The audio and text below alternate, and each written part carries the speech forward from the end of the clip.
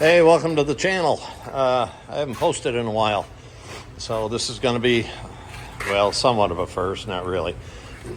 This is a 1950, I think the model is a BX 427.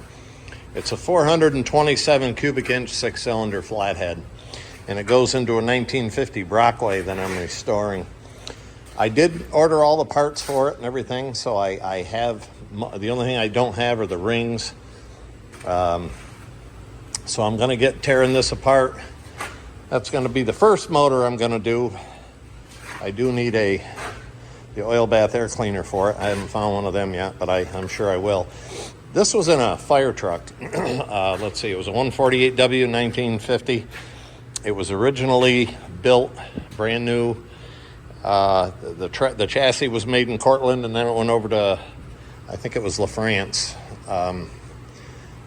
in New York for the fire body on it. But what you notice about the fire truck engines is they had two spark plugs per cylinder. I know they used to have two coils, but only one distributor. And I guess I'm assuming if the spark plugs fouled, they could just switch them over in a hurry and go, and go to the calls or whatever. So I'm pretty sure I have everything. I have standard bearings for this. I don't think this had a lot of mileage on it, but it may have. It may have. I'll find out when I get it apart. I'll mic the crank and everything.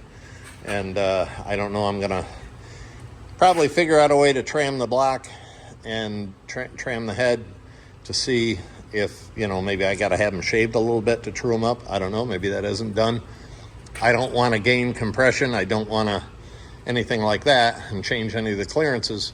So if it was just enough to true it up, we'll check it out and see as time goes on. But this is just going to be a short little video, show you what I got here, and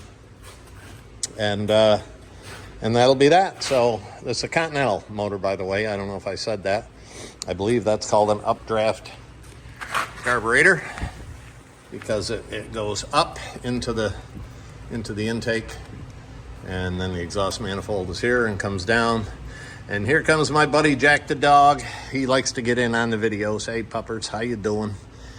And so I'm kind of anxious to get this started. So if you guys like this, hit the like and subscribe button, and you'll be notified of when I get going on this. I'm going to start tearing it down here very soon. Hey, thanks for watching.